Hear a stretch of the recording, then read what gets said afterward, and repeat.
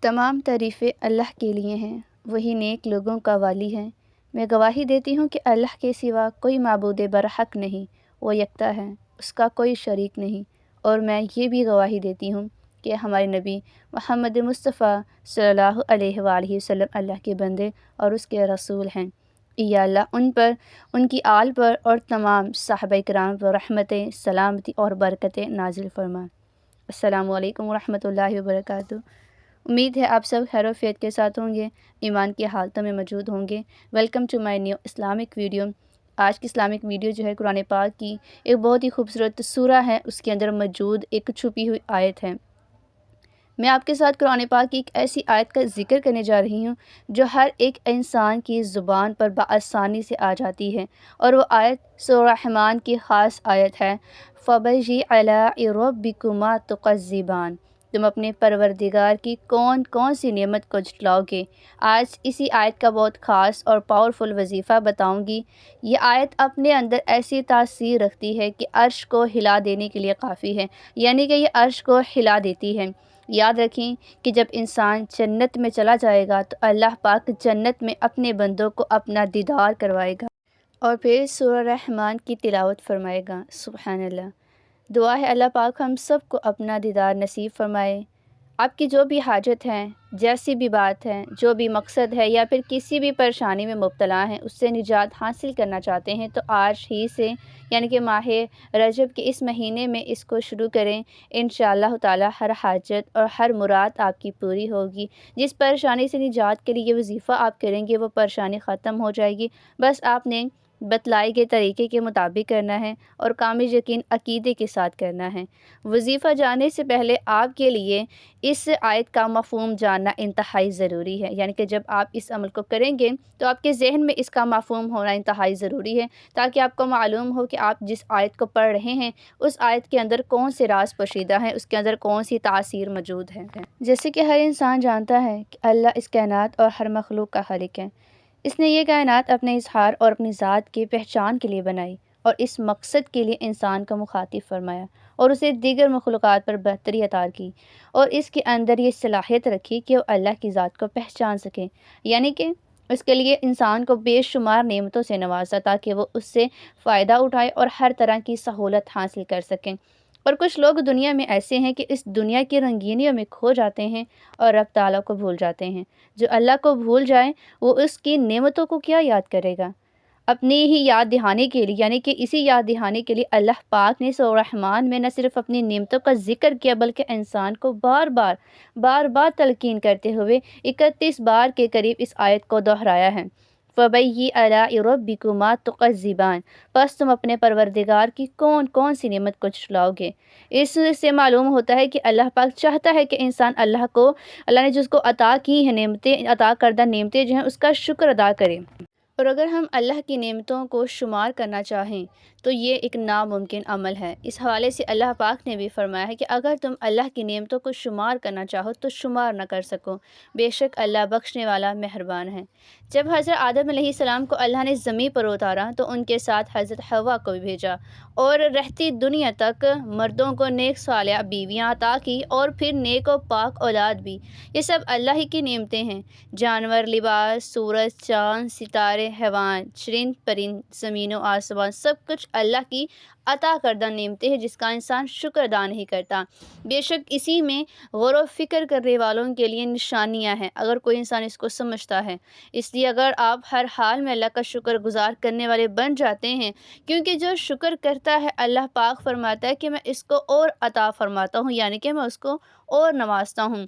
تو اس وظیفے کو لے کر یہی بات آپ کے ساتھ شیئر کی جا رہی ہے کہ یہ جو وظیفہ آپ کے ساتھ شیئر کیا جائے گا، آپ نے اس کو جب کرنا ہے تو آپ نے اپنے نعمتوں کا، یعنی کہ اللہ کی عطا کردی نعمتیں جو ہیں ان کا شکر ادا کرنا ہے، کیونکہ وہی دینے والا ہے، وہی دے سکتا ہے۔ ہم محتاج ہیں، مانگنے والے ہیں۔ عاجز انکساری سے مانگے، وہ ضرور سنے گا اور پھر بھرپور عطا کرے گا۔ عمل کا جو طریقہ کار ہے اس کو نوٹ کر لیجیے، اور یہ عمل یعنی کہ وظیفہ کرنے سے پہلے کمنٹ میں سبحان اللہ لازمی لکھیے۔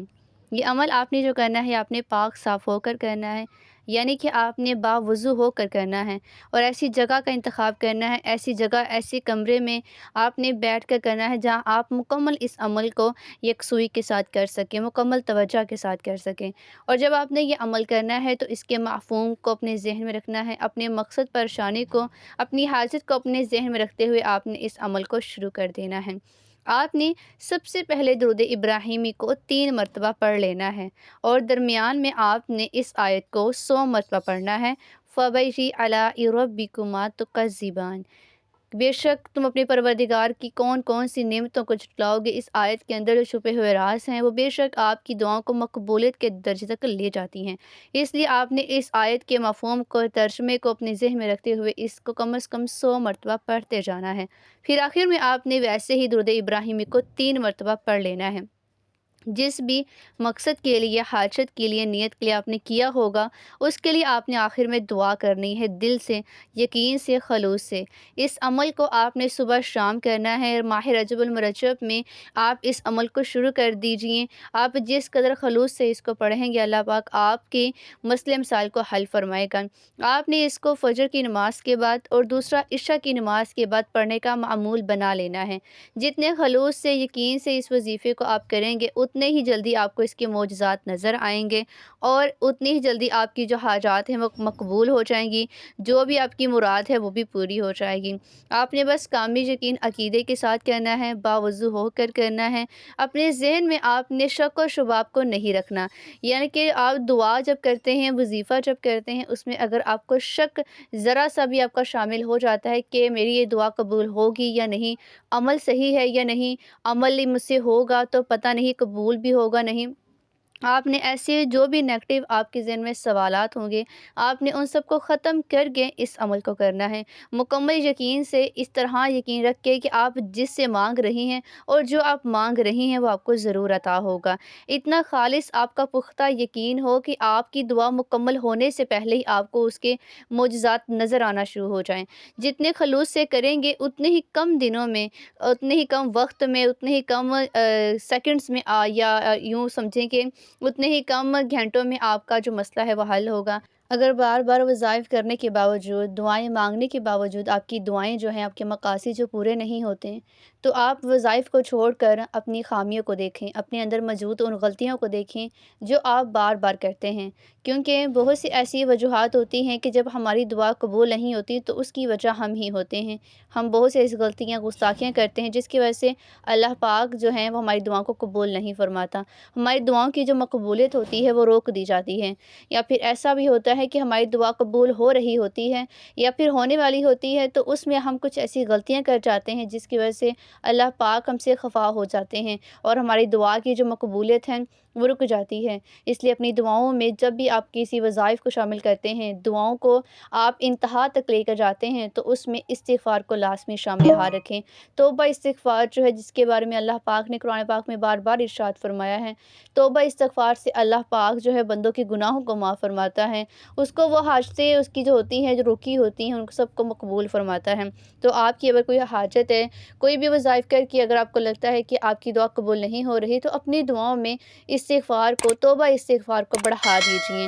توبہ استغفار کریں، اپنے گناہوں کی معافی کو طلب کریں۔ بے شک اللہ پاک جو ہے وہ بخشنے والا ہے، مہربان ہے، وہ اپنے بندوں کا جو مانگنا ہے اسے پسند فرماتا ہے۔ تو اپنی غلطی گستاخیوں کی معافی مانگیں اور ساتھ ہی ان وظائف کو بھی کیجئے جس کی وجہ سے آپ اپنے مقاصد کو پورا کرنا چاہتے ہیں۔